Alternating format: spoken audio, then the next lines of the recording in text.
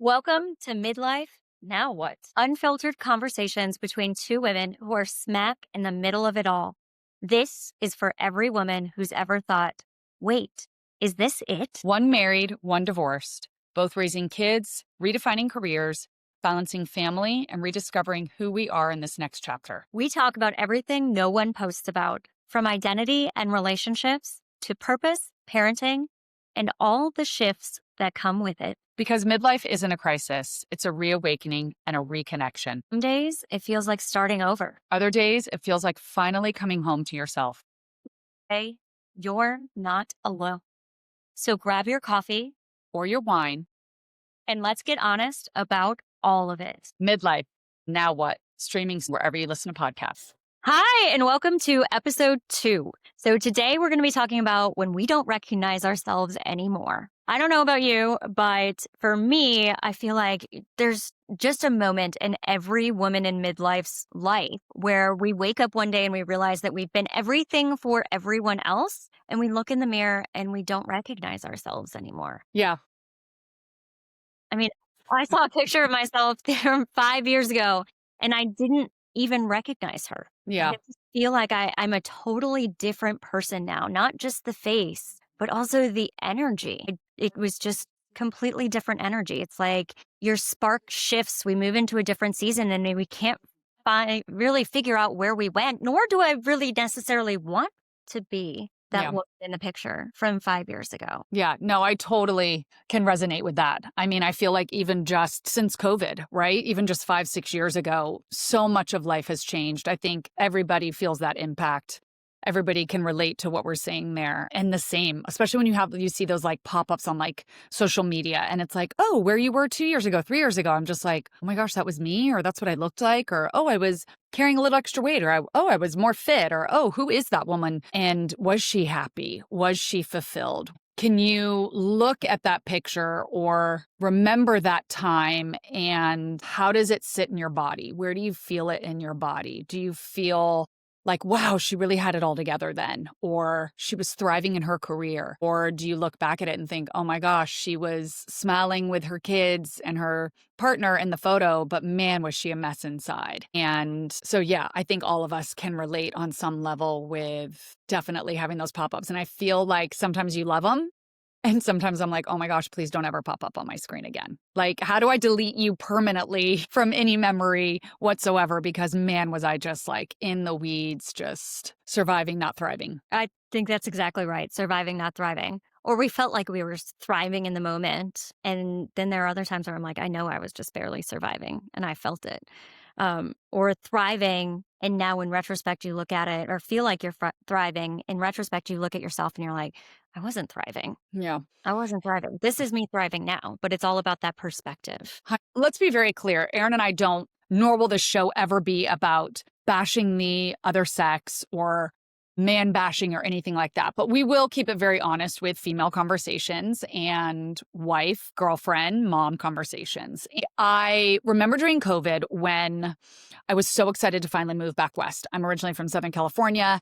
And COVID gave us the opportunity for my now ex-husband to step back from his career and be able to be more present and be at home, right? Everybody was kind of working from home. And so we made the decision to move cross country and move to California. And I remember at the time, I was just like, yes, this is it. We're going to move to California. Life is going to be wonderful. I'm finally getting to go back west. I can't wait. And I remember we pulled into the East Bay. We decided to move to Northern California, and looking around at the house that we were going to rent and looking at each other and just being like, well, we're here. We got to make the best of it. But it was not at all that aha moment that we thought, like, this is it. This is going to make us happy. This is going to reunite us and bring us all closer and fix all of our problems. And we're going to live in this house and like everything's going to be rainbows and unicorns. And we did. We moved in. It was California. So everything was still sort of on COVID lockdown. And I remember just every day waking up thinking, it's going to be better. Today's going to be better. Today's going to be easier. Today's going to be what I've been looking for.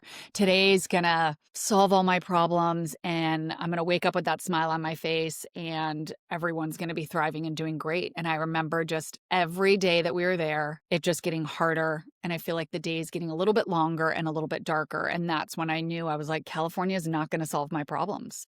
Moving to another house or moving to another city and constantly running away from me and abandoning me and what was really going on with me was not the answer. And I know that you can probably relate to that, and a lot of women can relate to, right? When you just keep running from things and looking for a quick fix and not dealing with the messy middle and not sitting in the uncomfortableness of the in between and pausing, that you're just delaying. It's like kicking the can down the road. You're just delaying the inevitable or the crash and the burn, so to speak. So I don't know. I feel like, can you resonate with any of that? Or am I just the one that was feeling so crazy at the time? And Oh yeah, my gosh, I feel like everybody can resonate with that in some way, right? It's like you were not who you were prior to that move, but you were not yet who you knew you needed to become.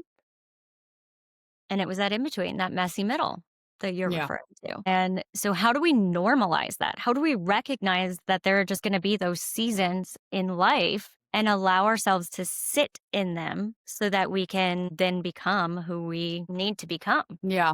And the sitting in it in messy middle, that's the work, right? That's doing the work. I don't know if we want to get into this, but there's actually a quantum physics. This is Yes, my I want fun to hear fact it. coming. Yes. There's a quantum physics theory around this, basically, which says that you cannot measure both the trajectory and the exact location of anything at any given time, right? So you cannot know your precise location and where you are if you know where you're going. And if you know where you're going, you can't measure exactly where you are right now. And so what Mm. quantum physics says is if you have an idea of where you're going, you'll never live in the present, basically. Yeah. Right. And there are seasons in life where we need to live in the present and recognize where we are now in order to have a better idea of what trajectory we need to be 100%. on. Because if you always are focusing on the future and focusing on something that's out there, I used to tell my coaching clients in Yeah. leadership all the time in the corporate world, I'm like, what is your definition of success? Like, where are you going? Where do you want that to be? Because so often we think we know what success looks like and where we want to be, but we've never sat down and truly defined it, identify where we are. And so we are stuck in this in between not knowing where we are in the present because we're focusing on this really ill defined or undefined trajectory for the future. And what we're doing is we end up running a marathon on a hamster wheel without realizing that there's no finish line, no true Yeah. finish line. So well said. And so I feel like that's your story right there is, you thought that that was going to be the answer. You thought that that's where you needed to go. But really, where life was throwing you was to that messy middle, that in Mhm. between, to figure out where are you now and what do you really need to have in sight for your future. Yeah. And look, that's doing the work, right? The messy middle and the being in the present and the sitting in the uncomfortable. That's where the work is done. That's where the change happens. That's where you sort of stop and you get curious about what's coming up for you.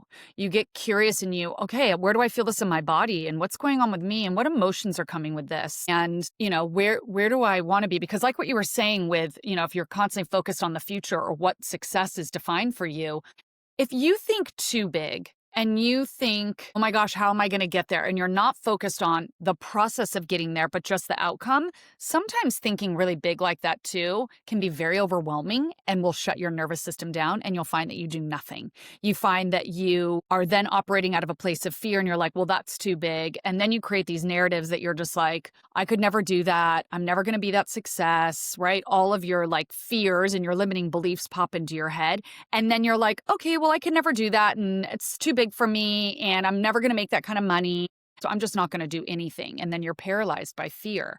Whereas if you stop and you take little steps to get you closer to the success, closer to the bigger picture, and rewire sort of your thoughts and your beliefs and sit in the messy middle and sit in the discomfort of not knowing of what can happen and what you will really learn and grow, that's where the magic happens. That's where the change happens. And look, it's not easy. It's a very conscious choice to be comfortable sitting in the messy middle, to sit in the discomfort of not knowing, not being able to fix, And we as moms, right, want to just make everything better and want to just have the solution and fix the problem and make everything rainbows and sunshine and have this amazing outcome. But you can't, that's just not life. It's just never going to work out that way. It's never gonna, you can't, like you said, you can't run a marathon on a hamster wheel. So, Yeah. yeah. I think you bring up a really good point too, that we need that messy middle. We need that time in the in between. And have found throughout my life that because of my nervous system and the way that I react when my nervous system is overactive is I take on more and more and more. I take Hmm. on more and more to feel successful.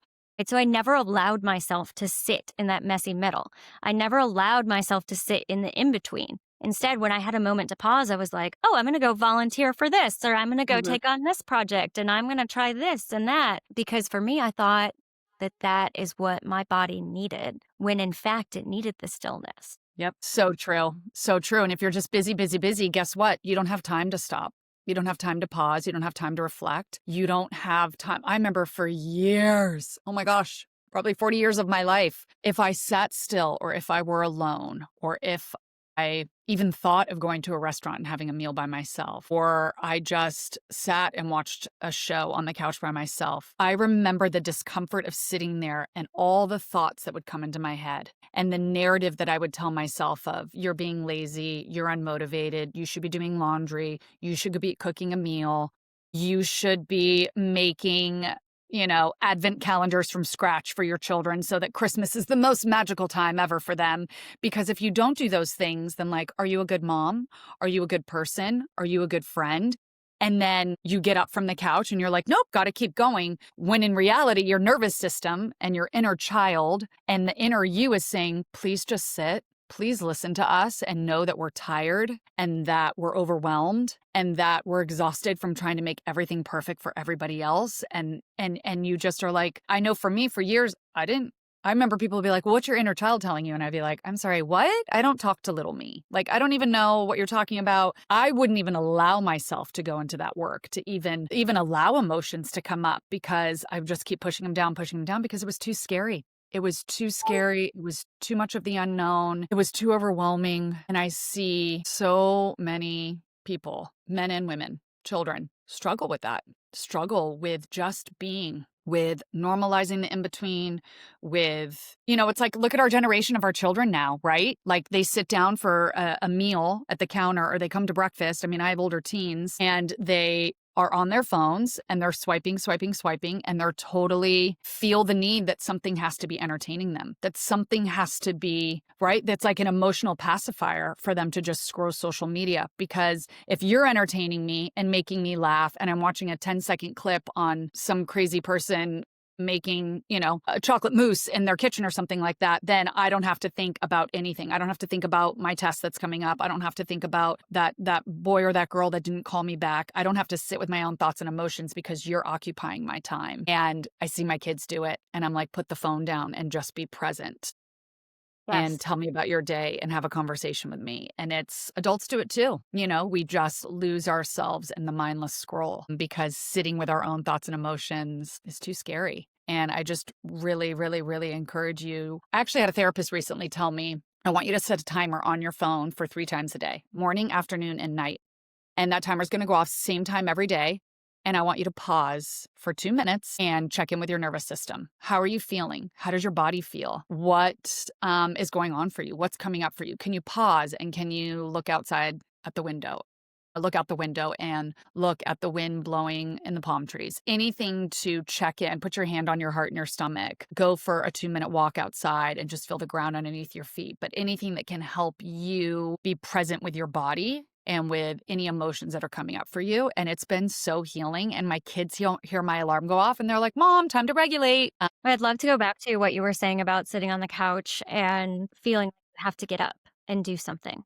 Because that's something I catch myself doing all the time is like, I can't sit here. I can't sit here and cuddle with my kids because I need to go do the dishes and I need to make sure that this is done before we start nighttime routine. And I need to, switch over laundry because that timer went off a while ago. And then I'll get up and I'll go do that. And I'll see my husband cuddling with the kids. And then there's some envy that comes with that. Well, why does he get to sit there and check out and do that? when Yeah. I'm doing all these things. And I think that's something that we as women deal with all the time that's really difficult is how do we not be envious of who we want to be and just embrace who we want to be and how we're doing it. And give ourselves the permission to do that. And that has been such a No journey for guilt. me coming to that, realization of I don't have to get up and do this right now. It's okay, right? Allow myself to sit there and be present in the moment with my children, with my husband, and just be and let those other things, those to-do lists kind of drift away. And that's Yeah. definitely been difficult. And so that permission, I think, is definitely the biggest tip for me. But how do you Yes. get to the point of being able to give yourself permission?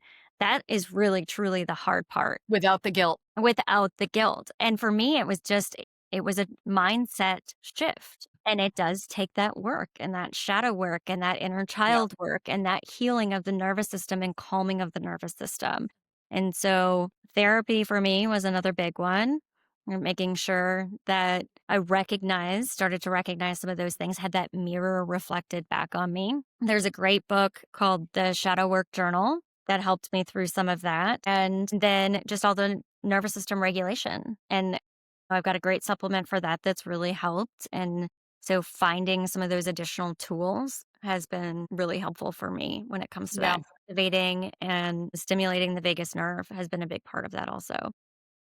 Yeah. And I want you to share more about that. I would love to just say too, like you sitting on the couch with your child and cuddling and regulating each other's nervous systems is so much more impactful and so much more meaningful than folded laundry, than a hot chicken and rice and veggie dinner. That is healing for you and your child. And that is exactly where you're supposed to be. And that Yep. is exactly what they'll remember, that mom sat on the couch with me, that the laundry got tended to later, or I pulled out a shirt from the dryer and it wasn't folded and hung perfectly in color order. But I remember being on the couch and watching and laughing at that show with my mom. And again, pausing and without the guilt, without the shame, and being exactly where you needed to be. So, Yeah. yeah. And I think what you're doing with the alarms is really helping your children as well, because like you said, it goes off now and they say, oh, it's time to regulate your nervous system, mom. Well, they're Yeah. learning that as a trick for themselves as well. And you were Mhm. talking about the death scroll, right? The doom scroll or whatever you want to call it that we do as adults, but the generation of our children is doing as well. And there's a great book called The Anxious Generation. I don't know if you've read it. It's got Ooh. a cover. I'll put it in the show notes. Yeah. Put that in the show notes. But it's all about how our kids are hooked to these Oh, devices and how that's actually driving anxiety in oh that hell yeah. generation and Generation Alpha. Oh, hell I think yeah. our kids are in the same generation, even though they're, a decade apart from our oldest to 100%. our youngest. But yeah, it's a great book and recognizing that in ourselves as well, that doom scroll is actually our nervous system is trying to regulate. Yep. 100%, right? It's your coping mechanism, right? And then if they're not on their device or they're just sitting, right? We're in between a sport or an activity or they're just being, they're like, I'm bored. I'm like, you're bored? I'm like, you know that's a choice to be bored, right? Like you're choosing to be bored. There's a million things you could do. Why don't we go for a walk? Why don't we go? They don't know how to self-regulate. I mean, I remember when I was a kid, there was no device, right? My mom limited TV and she was like, go outside and come home when it's dark. And I'll do that with my kids now in our neighborhood. I'm like, out of the house, put the iPad down, go play. And it's hard. You have to physically be like right next to them and on top of them, just being like, no device, because they just turn to like mush brains. But then you see 20-year-olds do it, 40, 50, 60-year-olds do it. And it's a hard conscious game to be mindful of. But so I guess what Erin and I are trying to say is we will provide you guys and we'll put them in the show notes. We're actually going to do something by the time this episode comes out that's closer to the holidays. We're going to give you kind of like our top tips that are super easy that you guys can like screenshot, write down, that will help you if you're feeling triggered by just the holiday season, kids, in-laws, your parents, and just need to check in with yourself and regulate your nervous system. Really simple things that you can do to get back to the present, to get back to the moment, and is a little bit deeper than just kind of taking a deep breath that help both Erin and I when we are feeling it from all sides. Yes. I think that's going to be such a helpful tool and gift to ourselves for the holidays. Oh, yeah. I want to go back to what you said about being bored because that's something that our occupational therapist for Keegan actually has really started to work on with him. So she gives us a lot of advice. And along the way, she said, okay, now that his nervous system, we're seeing more regulation, we're seeing him being able to recognize and sit in his emotions and name them, etc. She goes, now I want you to work on making sure that he's bored. She said that, right? I love that. Is a tool for this generation of kids and also really for us as their parents to recognize that being bored is a tool, Yes. a gift to learn how to regulate our own nervous systems and find ways to occupy ourselves that are internal, not external. Yes, yes, yes. Again, coming back home to you. 100%. I love that she gave him that advice. I want you to be bored. I want you to sit in the boredom. And what do you do? How do you do it? How do you check in with what you're feeling? Do you need a walk? I love that. That was really hard for me too, like post divorce. And I think I told you this. I would go the weeks I didn't have my kids. I would jam pack my calendar with dinner with her, lunch with him, friends, go to the beach. My calendar had to be jam packed because the thought of being alone scared me. The thought Mhm. of being alone and having downtime and not being with someone when I was so used to all the noise and the chaos and the emotional needs pulling on me in the house. What will I do? Oh my gosh, I'll have to sit there again and be with my emotions and my thoughts. And it took a long time. And I mean, I've been separated, divorced now for going on 3 years. My weeks I don't have my kids, I'm mellow. I hang out at home. I cook for me. I clear my calendar and really only make plans with people that I want to see and that I feel like are really filling my cup and nourishing friendships, relationships. I don't latch on to my boyfriend and say, oh my gosh, you have to entertain me and hang out with me. I need to be with somebody. Watch a show. I read a book. I sit at home. I go to bed early.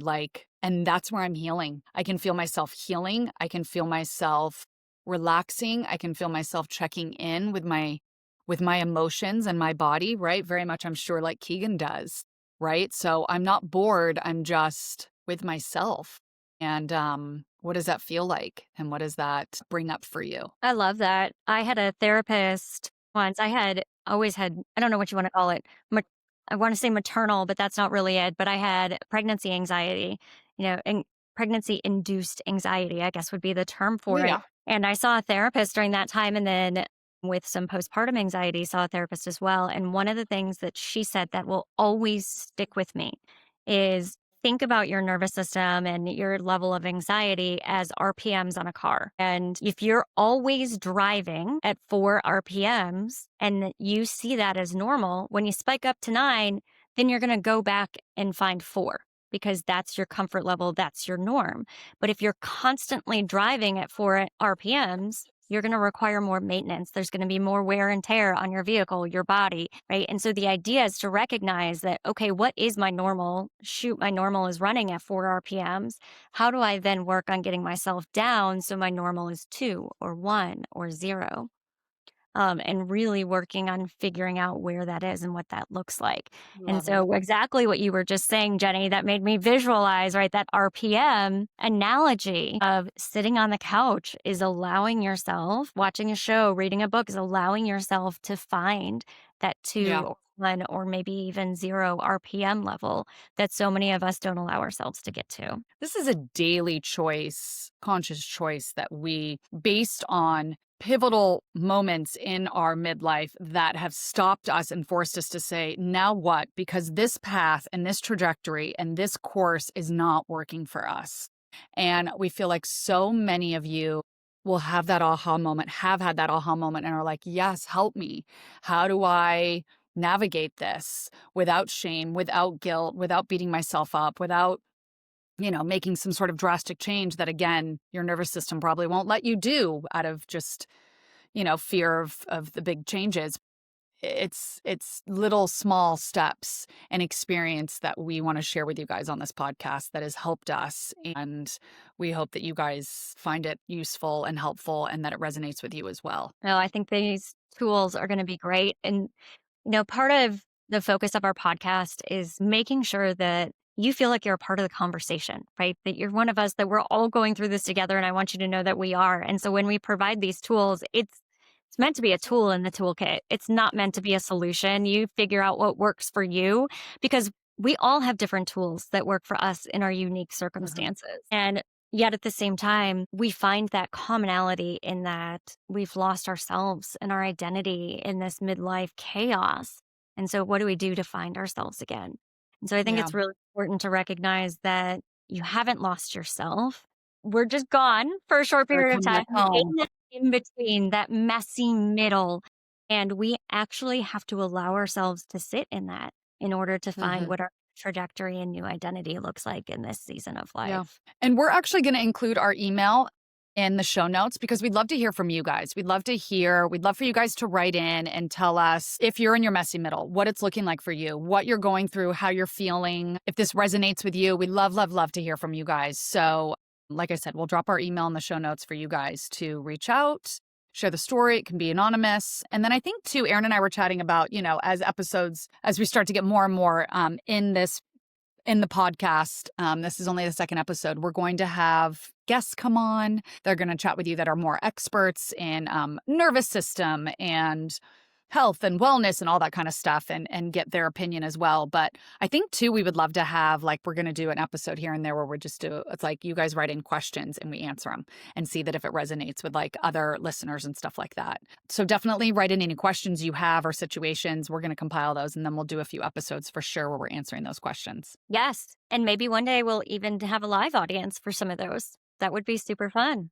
So, we are planning on closing out every podcast episode with our recommendations for the week. This week, our weekly recommendation is how to survive the holiday chaos. And Jennie, you already talked a little bit about that. Do you just want to recap where they can find that and what that is going to include? Yeah, so we're going to include a link in the show notes that will take you to our website where we're going to have these little tips and tricks. We'll also share it on our social media. So make sure you're following along on Instagram. And we're just going to, like I said, be like 4 or 5 quick tips that Erin and I use to just help us if we're feeling triggered by something or someone to kind of help us pause, check in with ourselves, and help kind of regulate our nervous system and get us back into that regulated state as opposed to that fight or flight or that dorsal state of just kind of being paralyzed by overwhelm. So yeah, we'll include everything in the show notes and then we'll include our website on there, our email, so you guys can reach out and then make sure you're following along on Instagram.